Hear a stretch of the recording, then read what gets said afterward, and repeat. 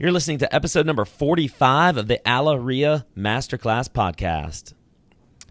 What's going on, everybody? It's Brian Trippe. I'm here in beautiful Birmingham, Alabama. I'm so excited you decided to join us today. We've got an incredible guest via Skype that we're going to get to in just a second. I just want to say a couple of things. First of all, thank you guys so much for the incredible turnout a couple of weeks ago at our workshop.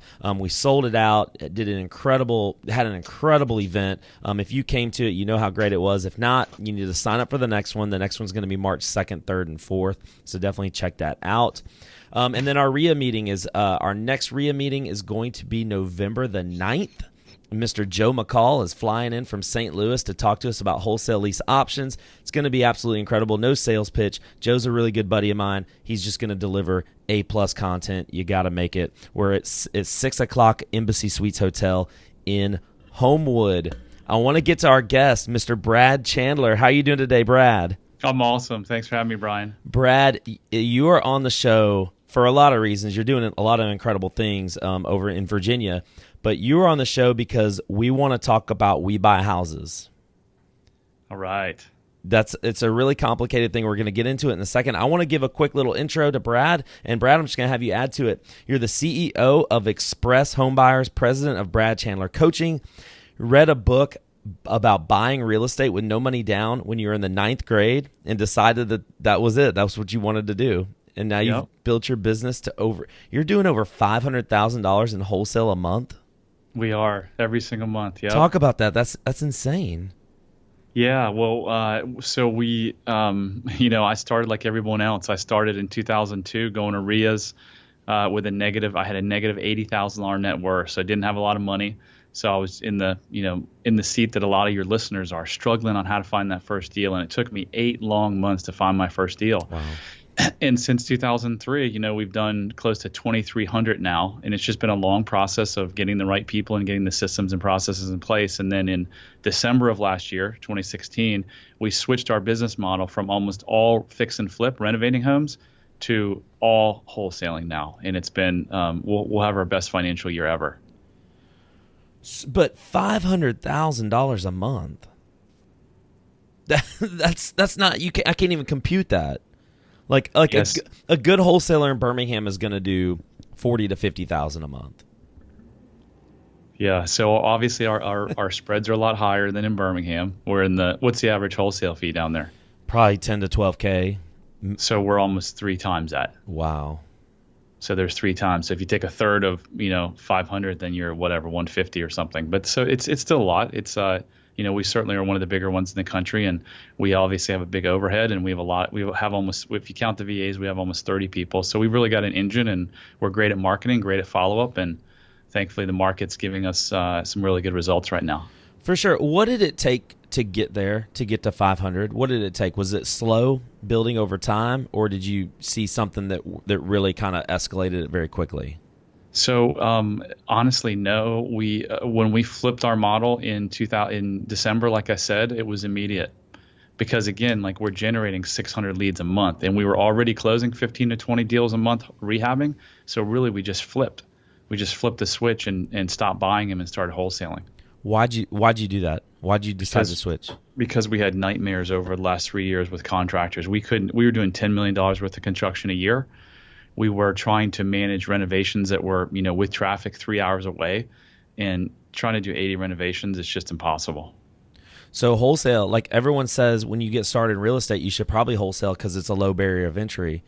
And, and I know a lot of people that just kind of think from the outside looking in, well, wholesale, that's kind of like a get started type of thing. That's not really So that's what I thought too, Brian. I thought when I started in 2002 going to these REIA meetings and I learned the difference between wholesaling and rehabbing, I thought wholesaling was for the unsophisticated person who had bad credit, no education, didn't have a lot of money. And then I thought you graduated to the sophisticated, right, rehabber. And man, I had it all wrong. All those years I had it all wrong. We should have been wholesaling. I mean, we'd probably have $3 million more in our bank account had we made that shift 3 years prior. What's the appeal to wholesaling? Appeal from an investor standpoint? From your standpoint? I mean, it's unlimited. It's we've gone from tens of millions of dollars worth of debt down to a fraction of that. So we've unloaded all this debt. You don't have utility bills that you have to deal with, turning on and off utilities, spending an hour with the utility company. You're not paying taxes. You're not paying insurance, property taxes, that is. It just streamlines everything, and then your risk is gone. How many times have you bought a house where you open up a wall and there was something there? You thought the renovation was going to be $40,000 and take 4 weeks, and ended up being $60,000 taking 8 weeks. The other thing is liability. A lot of the gurus haven't rehabbed 1,500 houses like we have. So you can do everything right, and then a year later, 2 years later, you can get a lawsuit in the mail, which has happened to us more than I'd like to say. And we either have to settle with them or deal with the bullshit of defending ourselves when we did nothing wrong. Right. So I mean, I could spend literally we could spend this whole show just talking about why wholesaling is so much better, more scalable. You get paid right away. There's no capital requirements. I mean, it's endless. So more scalable. You said you have over 30 people working with you right now or working for you on your team, and you said it's more scalable. Talk about those 2 points. Put those two together. What makes it more scalable, and why do you need such a huge team to make that happen? So why is it's more scalable? Because it doesn't require capital. So I've always wanted to build a national company. And when I used to think about building a national company, I thought I'd do it, entering into 50 markets and rehabbing.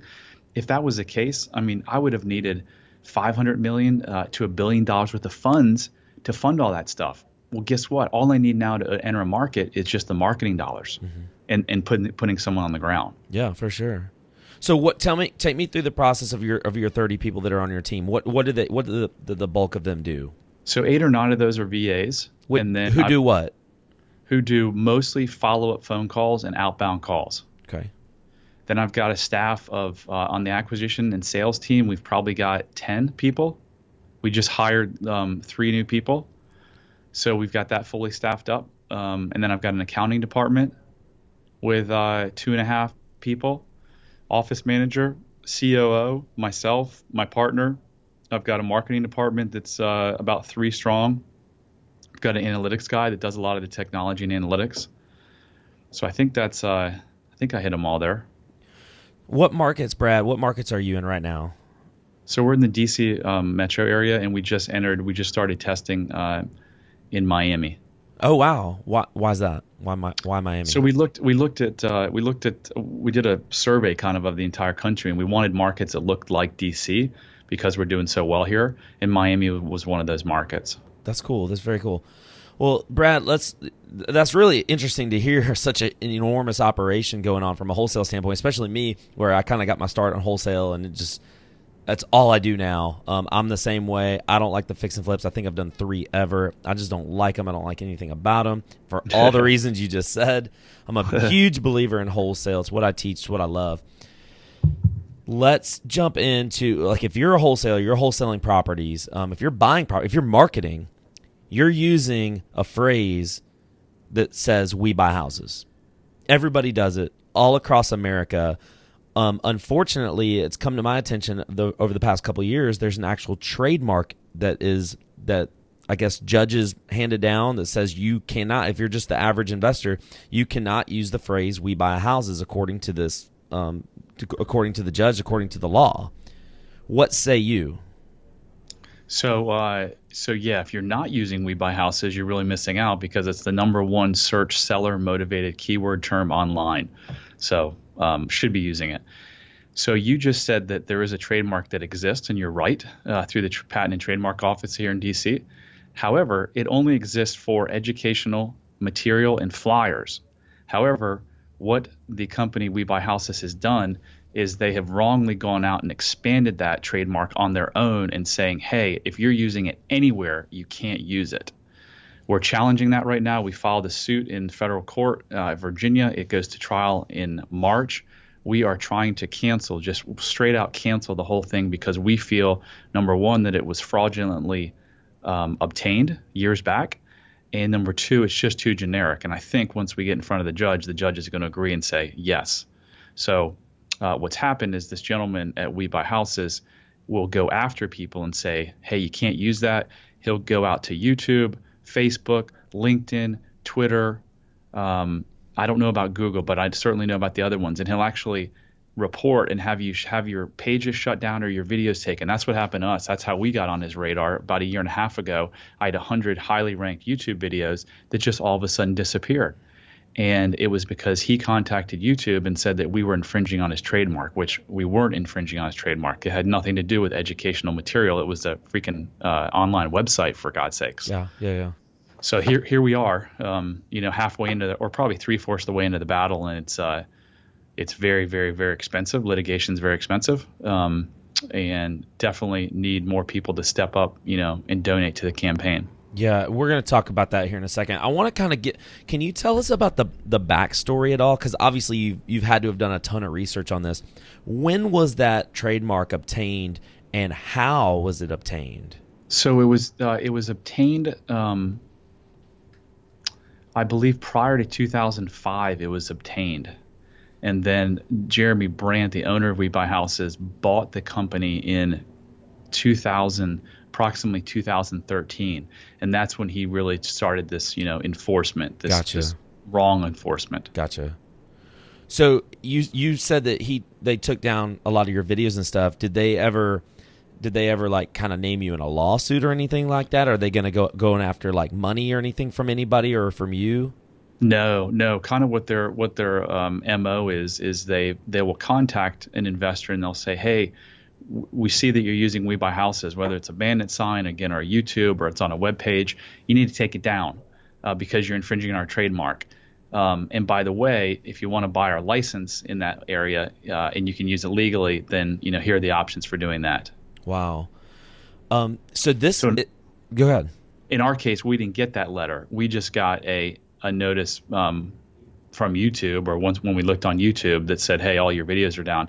And look, Google owns YouTube. Right. They get these complaints, probably thousands of times a day. So it's not like they can play judge and jury. So all they do is they take it down and they go, you guys figure it out, and then come back and tell us. So it's not like I can just call Mr. YouTube and say, hey, YouTube, look at this. His trademark really isn't for this. Put it back. They just don't do that. They don't do that.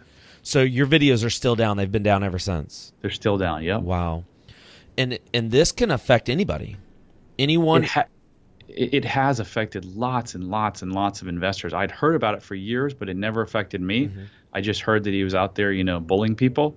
But it wasn't until, I said, hey, I got to do this for ourselves. But even greater, we're one of the larger investors in the country. I'm well connected. I had the means to put this all together. And so I took on the battle, and I've not only taken it on financially, but, emotionally and all the time. Mm-hmm. Yeah. And Brad, I mean, I can see it. I can hear it in your voice. I can see it on your face. This is a ridiculous thing. It's not fun. And it's a defeating type of thing. You're talking about, you took it on emotionally as much as financially. Just kind of talk to that point, and what can we do? What can I do? What can the people here in Alabama do? Yeah, well, hopefully more than the people in Alabama listening, just go to bradchandler.com/trademark, and that will forward to the GoFundMe page, and rally. Not only put in money. I mean, some people have put in as little as $25. Other people have put in $10,000. We've got way more into that. So put in what you can, but then spread the word. Like, a lot of the folks listening have an email list that, could be 1,000, could be whatever. Some people have hundreds of thousands of email lists. They need to send this out and say, hey, you guys really need to step up and participate in this. This guy's doing this for the good of the investor community. We're not like the National Association of Realtors, where we got this huge lobbying board. We don't have that. So we need, as a community, Yes. we need to come together and protect. This is how you feed your family, how I feed my family. We need to protect that. And guys, it's if you're listening to this and maybe you're a new investor and you haven't been doing this very long, guys, $20. If everybody would donate $20, $30, $40, then this won't be an issue. Brad's about to go to trial, like he said, in March. Is that what you said? March, right. In March, you're going to trial. Hundreds of thousands of dollars that it takes to get this thing hopefully taken off the books completely. If everyone would just donate $20, $30, we'll be good. And I'm definitely going to do my part. I encourage everybody who's listening to this, within earshot of this, not only do your little part, $10, $20, $30, whatever it is, share this podcast. Share this. If you're listening to this right now, hit the share button. I'm going to have it on my Facebook page. I'm going to have this video on our YouTube page. Share this stuff. So, guys, if everybody just donates $20, $30, this thing hopefully will go away by year's end. Absolutely. And please do anything you can. Yeah. Brad, is there anything else that I missed? Is there anything you want to add to that? Because I think that this is really, really important, the conversation that we're having right now. Because a lot of people just don't. I mean, yeah, if you're in our world, like we have a lot of common friends, the Kent Clothiers, even the Joe McCalls and stuff like that. They all know this and they all get this. But the kind of the smaller communities where they're not kind of connected to the bigger investors, we haven't heard of this before. So is there anything you want to add that I just kind of left out, or? I think the important point is if you haven't been approached by We Buy Houses, it doesn't mean that tomorrow or next week or next month or next year you might not be. And I've talked to people he really crippled their entire business. There's a gentleman, I think down in your neck of the woods, who he got 3 to 4 deals a month off of Facebook. And he had like 10 different Facebook pages. All of them were shut down. He went from making money to like having no money to feed his family over, and I don't even know if he's recovered. So look, it never happened to me, and then it happened to me. So if it could happen to me, it could happen to you. It's not just he's going after the big players. He could, potentially go after everyone. So you need to just step up and say, hey, let's fix this. Let's fix this as a community. No doubt. Brad, I can't thank you enough for coming on and spreading the message and for educating us, because, like I said, a lot of people down here just don't know what is going on. Thank you for kind of shedding light on that. I appreciate it. You're welcome. You're welcome. All right, guys. Hey, thank you so much for listening to another episode of the AlaREIA Master Class Podcast. If you learn anything or if you gain anything of value, please go rate us and review us. Subscribe to us. We love you guys so much. We'll see you next time. Hey, Brian, can I throw in one thing? Throw in one more thing, Brad. Absolutely. So it has nothing to do with Trademark. So I wrote a book, a free book that I came out with like a month ago that talks about the one thing that we do to consistently do 200 deals a year. And if your listeners want to get that, they can either go to bradchandler.com and download it for free, or they can text the word invest to 855-999-1616. And then something else cool that I do is I have a hot seat. It's called the Real Estate and Investing Hot Seat Podcast. Have you heard of it? Yes. Yeah.